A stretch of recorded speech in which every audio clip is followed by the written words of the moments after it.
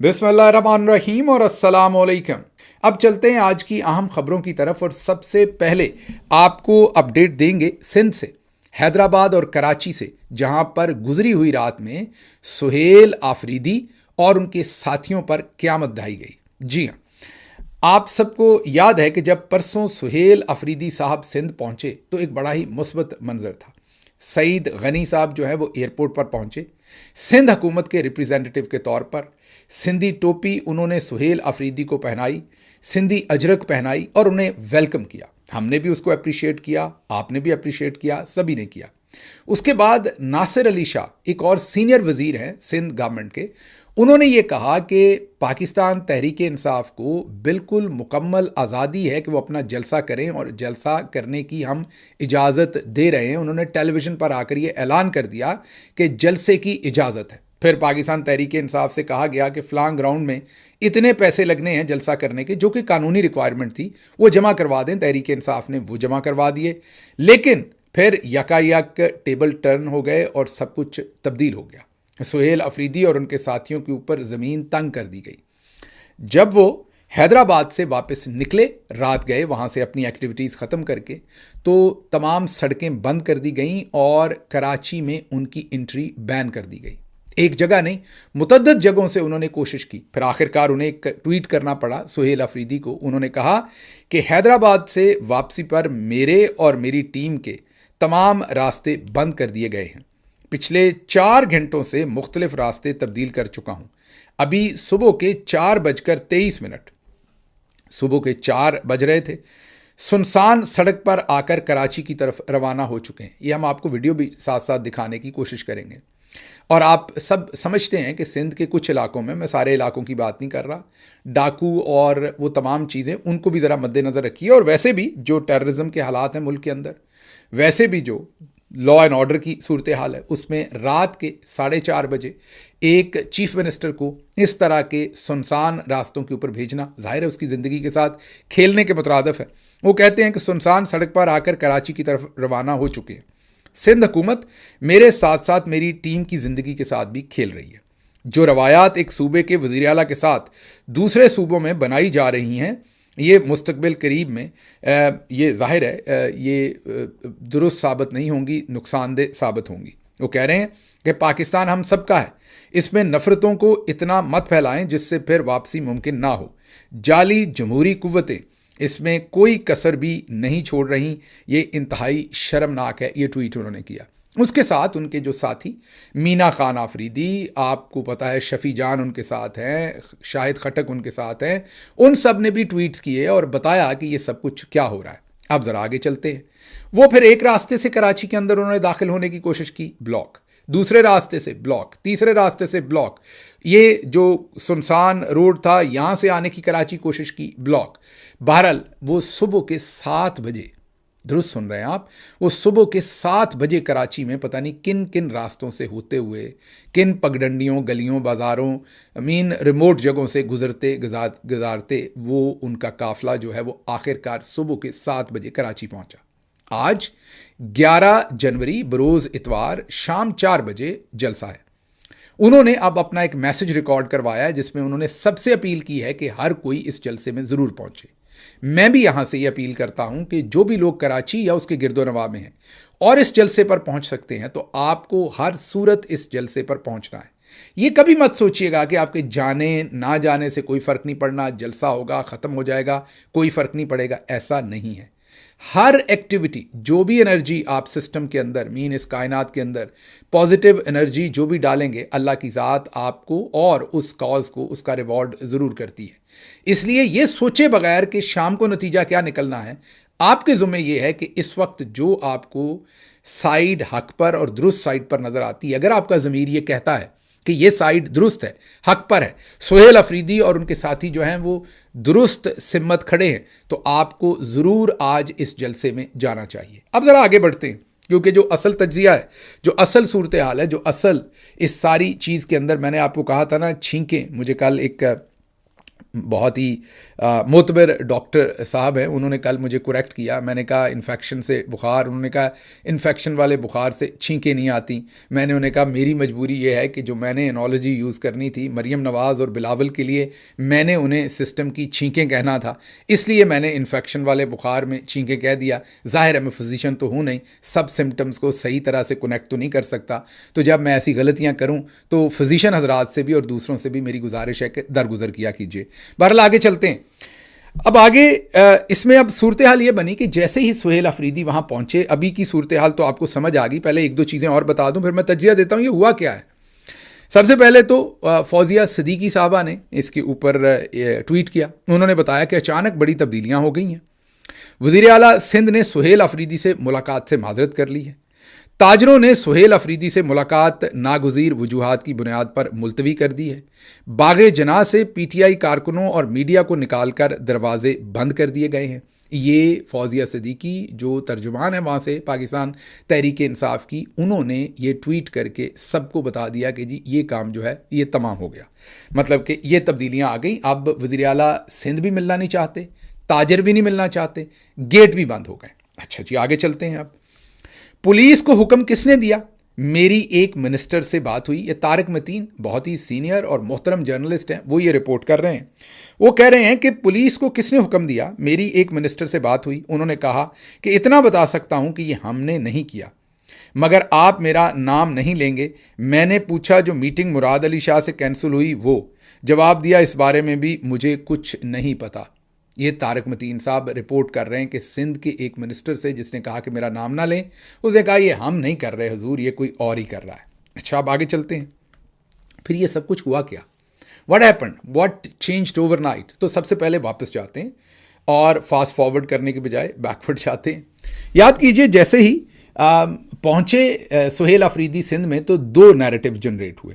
एक तो सबने तारीफ की, बनती भी थी, जाहिर है जो कुछ पंजाब में हुआ था और जो कुछ पंजाब में सुहेल अफरीदी साहब के साथ किया गया था, जाहिर है विजिबल जो फेस था वहाँ पर वो मरियम नवाज़, उसके साथ साथ उनके जो वज़रा अज़मा बुखारी और दूसरे लोग, और असम्बली के अंदर जैसे धक्के मारे गए, वो सब कुछ जो हुआ था, उस सब के बाद जो कुछ सिंध में हुआ बहुत प्लेजेंट था। सब ने कहा कि पीपल्स पार्टी ने बहुत ही प्लेजेंट बिहेव किया है और सब ने उनकी तारीफ़ की, कहा कि ये उनकी पॉलिटिकल मैच्योरिटी है, विजडम है, उन्होंने वहाँ से सीखा और उनकी इस हरकत से नून लीग की सारी बुराइयाँ अयां हुई। यहाँ तक ठीक है, मैं भी पीपल्स पार्टी की तारीफ़ करने के इसमें ख़िलाफ़ नहीं हूँ। मैं भी समझता हूँ कि बिल्कुल पीपल्स पार्टी ने बहुत अच्छा एक्ट किया। ये भी दुरुस्त है कि अगर नून लीग और पीपल्स पार्टी का मुकाबला किया जाए तो करप्शन में तो मेरा ख्याल मुकाबला मुश्किल है कि इनमें से आगे कौन है। लेकिन ये मैं आपको बता दूं कि नून लीग इनमें करप्शन में भी मेरे ख्याल में आगे है। वो ज़रा बड़े देख दाख के, पीपल्स पार्टी वाले ज़रा थोड़ा अवामी सा काम है। पीपल्स पार्टी ऐसे ही है जैसे गाँव में शादी खुलती है और जैसे लोग खाने की तरफ फिर जाते हैं, वो पीपल्स पार्टी का तरीका है। उनकी जब हुकूमत आती है वो कहते हैं पै जाओ, सो वो वर्कर से लेके ऊपर तक जिसके हाथ जो आता है वो पड़ जाता है। नून लीग वाले ज़रा, क्योंकि आपको पता है कि जर्नैली गमले के अंदर बनी हुई पार्टी है, तो वो हमारे जर्नैलों की तरीके से ही थोड़ी बहुत उन्हें बारीक कार्रवाई डालनी आती है।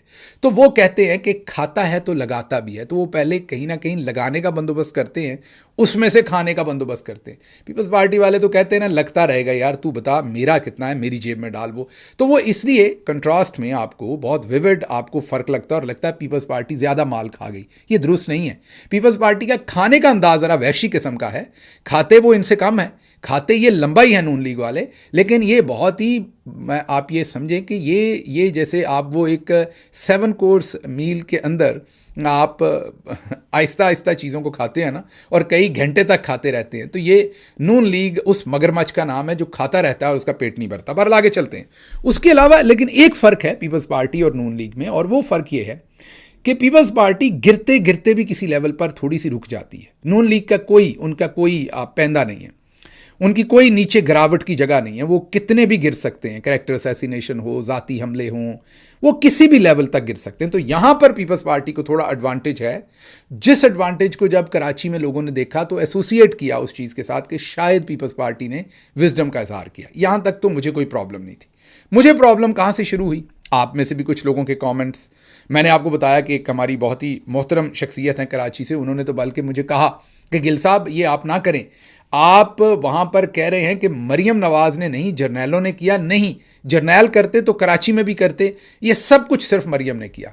तो मेरा यहां तजाद था। बहुत सारे लोग, बहुत सारे, आपको आगे चल के बताता हूं कि वो लोग ऐसा क्यों कर रहे थे, लेकिन बहुत सारे ओपिनियन मेकर्स सोशल मीडिया पर, सहाफ़ी, टाउट्स, उन्होंने फौरी तौर पर यह शुरू किया कि देखें, अगर जनरल्स ने यह करना होता तो वो सिंध में भी करते, सिंध में भी तो उनका सिक्का चलता है। ये सब कुछ जो है ये मरियम नवाज ने सिर्फ किया। सिर्फ के लफ्ज़ पर मुझे प्रॉब्लम थी। ज़रूर मरियम नवाज़ जो है उनके हाथ मासूम वर्कर्स के खून से रंगे हुए हैं। ये जो फॉर्म 47 का सारा रजीम है, ये मरियम नवाज़ इसकी हिस्सेदार हैं, नवाज़ शरीफ इसके हिस्सेदार हैं। They are partner in crime. लेकिन इनका, they are partner in crime, they are not master in this crime. जो मास्टर है वो आसिम मुनीर है इस क्राइम के अंदर। तो इसलिए ये जो स्टेटमेंट थी ना कि पंजाब में जो हुआ वो सिर्फ और सिर्फ मरियम ने करवाया, ये गलत स्टेटमेंट थी।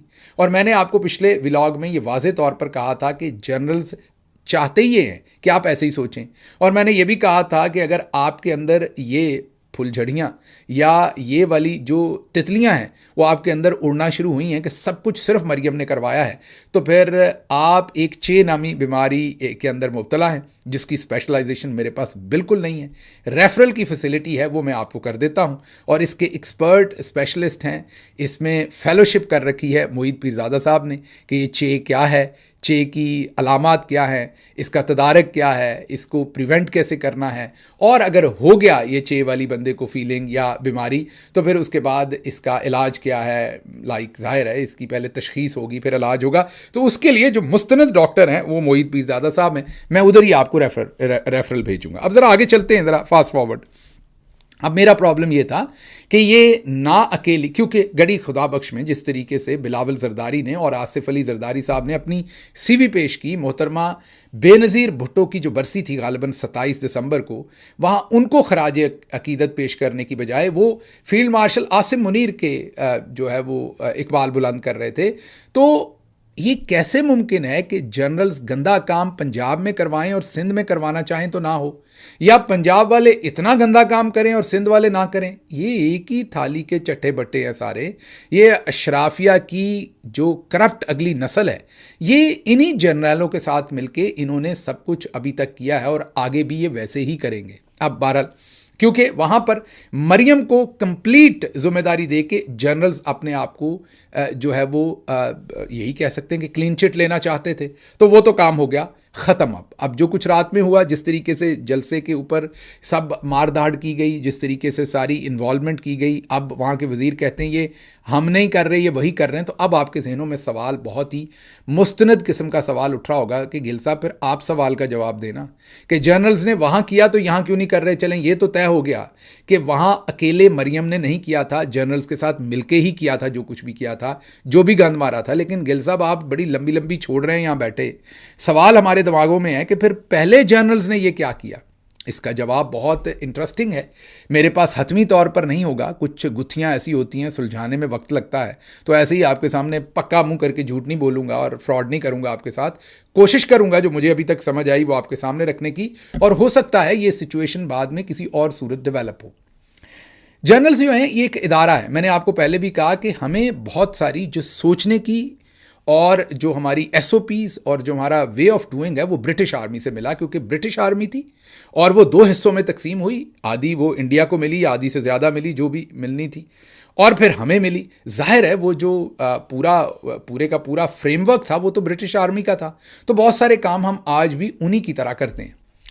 अब जो मिलिट्री का इंस्टीट्यूशन है इसमें बहुत सारे लोग होते हैं, बहुत सारे इदारे होते हैं, बहुत सारे सब आप ये कहें कि स्ट्रेटजीज़ होती हैं, और वो बहुत सारे लोग जो हैं वो अपने तरीके से चीज़ें कर रहे होते हैं। अब शायद इन्हें ये लगा हो कि पंजाब के अंदर तो हम ये नहीं करने दे सकते। अब वजह क्या, पंजाब को वापस आना पड़ेगा आपको मेरे उसी तज्जिए के ऊपर कि आपने गौर किया होगा कि जितनी कुट इन्होंने पंजाब को चढ़ाई है हमारे जर्नल्स ने, उतनी कुट मैं ये नहीं कह रहा खैबर पख्तूनख्वा में सब अच्छा रहा, वहाँ भी लोगों पर जुल्म हुआ, वहाँ भी लोगों को अरेस्ट किया गया, थाने भी, लेकिन आपने गौर किया कि वहाँ पर एक भी खातून के साथ वो सलूक नहीं किया गया जो पंजाब की दर्जनों ख़वातीन के साथ किया गया। यहाँ मैं किसी को भी अंडरमाइन नहीं कर रहा किसी की कुर्बानी को, बिल्कुल वहाँ पर भी हमारी एक दो ख़वातीन जो हैं, एक एमएनए थी हमारी मुअज़्ज़ज़, वो पकड़ी गई थी, लेकिन वो 24 घंटे में उन्हें हाउस अरेस्ट कर दिया गया था, 24 से 48 घंटे में, और फिर इस्लामाबाद हाई कोर्ट ने छोड़ दिया और उन्हें दोबारा कभी गिरफ्तार नहीं किया गया। अब मैं ये नहीं कह रहा कि उन्हें गिरफ्तार किया जाना चाहिए था, जाहिर उनका क्या कसूर था कि उन्हें गिरफ्तार करना था, लेकिन सिर्फ कंपैरिजन देने के लिए पंजाब की दर्जनों खवातीन को बल्कि सैकड़ों, मैं कहूँगा, 9 मई के बाद उन्हें गिरफ्तार किया, जैसे ह्यूमिलिएट किया, 9 महीने जेलों के अंदर रखा, उसके बाद पंजाब के ओवरऑल लोगों को जितनी कुट चढ़ाई, जितनी कत्लो गारत की, वो पंजाब में ज़्यादा हुई। वो क्यों, ज़रा वो मैं आपको एक दिन पहले एक्सप्लेन कर चुका हूँ बहुत डिटेल से। अभी शॉर्ट बात करूँगा मैं, क्योंकि और मैंने टॉपिक्स कवर करने, वो इसलिए कि सिंध को तो जब से जुल्फ़कार अली भुट्टो साहब को उस वक्त के आर्मी चीफ ने फांसी लगाई, तो सिंध तो पहले ही नाराज़ है। उससे पहले जो मशरकी पाकिस्तान आज का बांग्लादेश है, वो जो कुछ मुजीबुर रहमान और उनके साथ हमने किया 71 में, वो नाराज़ हुए और मुल्क अलग करके वो हमसे अलग हो गए। उसके बाद सिंध जो है वो हमसे नाराज़ है जब से हमने जुल्फ़कार अली भुट्टो साहब के साथ जो कुछ किया, जिस तरीके से उन्हें नाहक उनको लटकाया। सिंध जो है वो फ़ौजी इदारे से, जनरल से बहुत नाराज़ है। जब भी हमारा कभी सिंध जाना हुआ, इंटरेक्शन हुई, तो वो इसका वाज़े इजहार करते हैं, सभी को पता है। उसके बाद वहाँ पर उर्दू स्पीकिंग एक मौके पर समझते थे कि उनके साथ ज़्यादती हुई, फिर MQM बनी। अब वो एक अलग डिस्कशन है कि MQM शुरू में कैसे बनी, कैसे उनसे बहुत सारे काम करवाए गए और बाद में उनके साथ क्या कुछ किया गया, वो एक अलग कहानी है, उस पर कभी अलग से बात कर सकते हैं। तो उनके यहाँ भी, उनके अंदर भी जो उर्दू कम्युनिटी है, उर्दू स्पीकिंग कम्युनिटी है, उनके भी जो दिल के अंदर बहुत सारे ज़ख्म हैं, उन्हें भी लगता है कि उनके साथ ज़्यादती की हुई है।